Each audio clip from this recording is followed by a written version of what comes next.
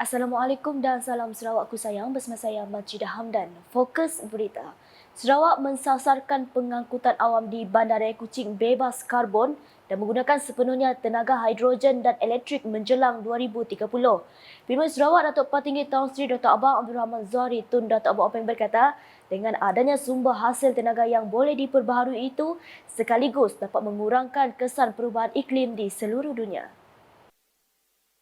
We engage with the Korean, we engage with the Japanese, and we have to find a solution to it. First, Sarawak feel that we must go towards hydrogen economy. We produce hydrogen, and then the hydrogen become a source of renewable energy. I think by the year 2030, almost all our public transport will be either on hydrogen or on EV. Hopefully, Kuching will be clean without carbon. You can come anytime to enjoy our city. It's part of our effort to transform into smart city, including, of course, the use of digital communication. Beliau berkata demikian ketika berucap dalam Majlis Makan Malam Shape the World Summit 2023 pada Rabu. Menurut beliau, persidangan Shape the World bertujuan membincangkan cabaran yang dihadapi dunia termasuk berdepan perubahan iklim dengan penyertaan lebih kurang 300 peserta dan delegasi. Mengulas lanjut, Datuk Patinggi Tan Sri Abang Zahri berkata Singapura dan Sarawak boleh bekerjasama dalam bidang tertentu khususnya berkenaan dengan ekonomi hijau. We share with Singapore to produce this energy which is sustainable, green, and investment can come in because energy is there. But you got the brain. We got the space, we got the energy, let the brain combine between Singapore and beyond together with Sarawak. And your industries will be based on green energy, your products are green, bank can finance you because of ESG, and there you are, you play your part. Government just facilitate. On my part, I just facilitate. And we have a forward-looking direction in our economy for the future. Hadir sama Timbalan Pimpin Sarawak Datuk Seri Profesor Dr. Sim Koo Hian, Timbalan Menteri Tenaga dan Kelestarian Alam Sekitar Dr. Hazlan Abang Hibni, Timbalan Setiausaha Kerajaan Sarawak Perancangan Ekonomi dan Pembangunan Datuk Dr. Muhammad Abdullah Zaidil serta tetamu jemputan yang lain. Laporan seterusnya, selepas kaum Bidayuh, giliran kaum Iban mempamerkan keunikan mereka pada Majlis Sambutan Malam Kesenian Iban 2023 berlangsung meriah di pekarangan Majlis Bandaraya Kuching Selatan MBKS. Menteri di Jabatan Premier Sarawak Datuk John Siki Tayar telah hadir bagi merasmikan majlis tersebut pada malam Rabu. Majlis itu turut menyaksikan gimik paluan gong Datuk John Siki sebanyak 7 kali. Sebelum itu diadakan upacara miring dan diteruskan dengan persembahan kebudayaan Iban. Majlis Kesenian Iban yang bermula jam 7.30 malam itu juga dimeriahkan dengan persembahan artis Dayak dan berbagai aktiviti sampingan sepanjang program. Ia termasuk bazar gawai yang melibatkan jualan makanan, minuman, kraf tangan dan barangan lain yang melibatkan sejumlah 200 gerai.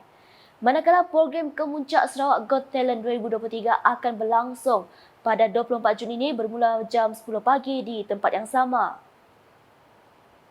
Keperkembangan selanjutnya, buat julung kalinya bahagian Kapit dipilih menjadi tuan rumah bagi sambutan Hari Belia Peringkat Sarawak 2023 yang akan diadakan pada 26 hingga 28 Oktober depan.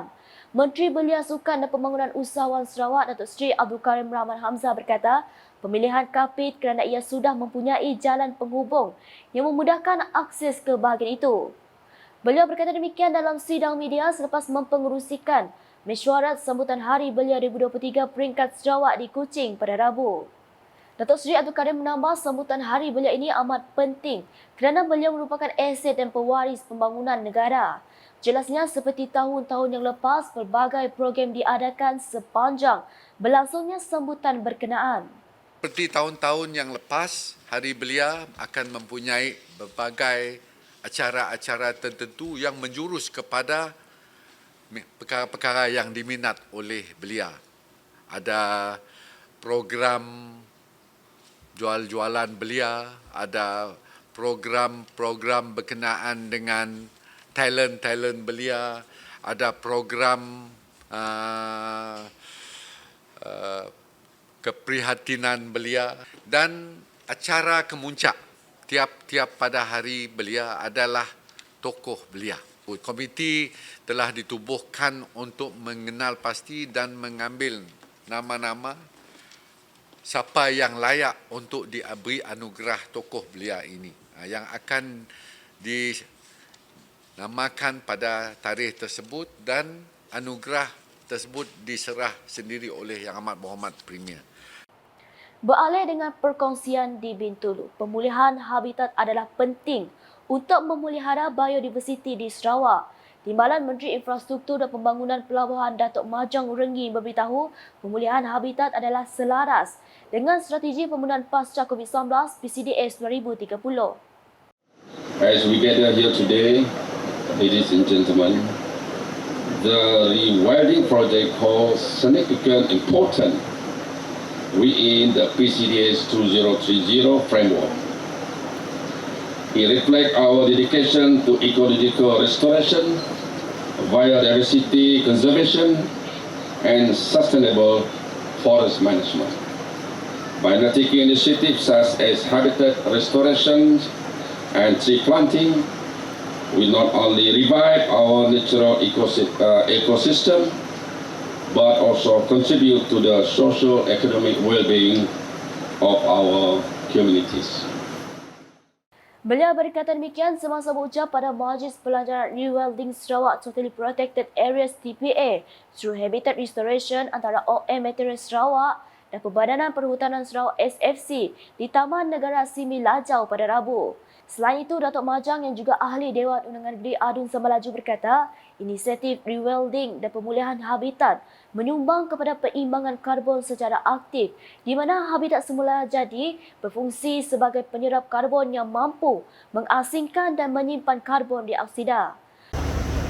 We strive to enhance local livelihoods through community engagement by involving everybody who were previously engaged in illegal or unlicensed forest activity or non-licensed forest activity. We aim to empower them to transform.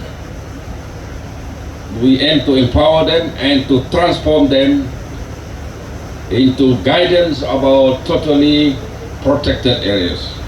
This approach not only support environmental protection but also stimulate and foster a sense of ownership and also the responsibility. Dalam majlis sama, Datuk Majang turut menyaksikan majlis menandatangani memorandum persefahaman antara Ketua Pegawai Eksekutif SFC Zulkifli Muhammad Atun dan Pengerusi Eksekutif OM Material Sarawak Sdn Bhd Loh Ngitong. Dalam perkembangan lain, Timbalan Menteri Integriti dan Ombudsman Datuk Mursyid Diraja Dr. Juanda Jaya menjelaskan dasar digital yang akan dilancarkan oleh Kerajaan Sarawak akan membantu mengelakkan penyelewengan di dalam agensi kerajaan negeri ini. Dalam hal ini, beliau menyokong sepenuhnya apabila Premier Sarawak Datuk Patinggi Tan Sri Datuk Abang Abdul Rahman Zahari Tun Datuk Abang Openg mengisytiharkan dasar digital untuk Sarawak.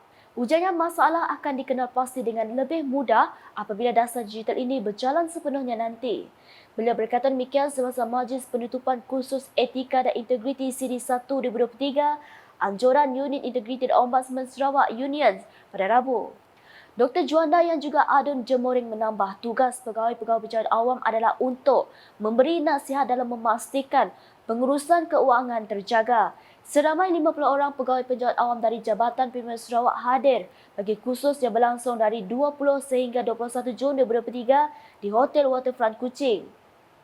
Manakala di Seri Aman dengan seramai 74 peserta terdiri daripada pelbagai kaum telah berbasikal sejauh 40 km menerusi program Fun Ride Ais Sehat yang diadakan pada Isnin. Kayuhan ini bermula dari perkarangan bangunan Pemuda Pertubuhan meninggikan akhlak Ci Chuan Kor melalui laluan yang telah ditetapkan sehingga mencapai simpang Skait Lingga sebelum berpatah balik ke titik permulaan. Timbalan Menteri Pendidikan, Inovasi dan Pembangunan Bakat Sarawak Datuk Francis Hardin Hollis berkata, program seumpamanya memberikan peluang kepada peserta untuk menjalani aktiviti riadah dengan berbasikal dalam usaha mengamalkan gaya hidup sihat. Pada masa sama katanya, ia juga sebagai wadah untuk memperkukuh perpaduan dalam kalangan masyarakat. Justru beliau mengucapkan tahniah dan syabas kepada pihak Pemuda Pertubuhan meninggikan akhlak Ci Chuan Kor, Kelab Berbasikal Benak dan Kelab Perubatan Bahagian Seri Aman atas kejayaan menganjurkan program berkenaan. Adun Simbangan itu berkata demikian semasa berucap menyempurnakan majlis penyampaian sijil penghargaan semena program Fun Ride Ais Sehat pada hari yang sama. Selain itu, berbasikal pihak Hospital Seri Aman 2 juga turut menyediakan kaunter saringan kesihatan dan memogram kepada peserta. Kaunter tersebut dibuka dari 17 hingga 19 Jun dengan pemeriksaan kesihatan secara percuma. Sekian edisi Tengah Hari bersama saya Majidah Hamdan. Berita lebih lanjut boleh didapati di semua platform media sosial UKAS termasuk portal UKAS.Sarawak dan JFDMY dan UKAS Channel di YouTube. Sebelum mengakhiri berita UKAS, saksikan majlis sambutan malam kesenian IBAN 2023 yang dirasmikan Menteri di Jabatan Pimpinan Sarawak Datuk John C. Kitaya di Pekarangan, Majlis Bandaraya Kuching Selatan pada malam Rabu. #Member Fakta Salam UKAS. Selamat Tengah Hari.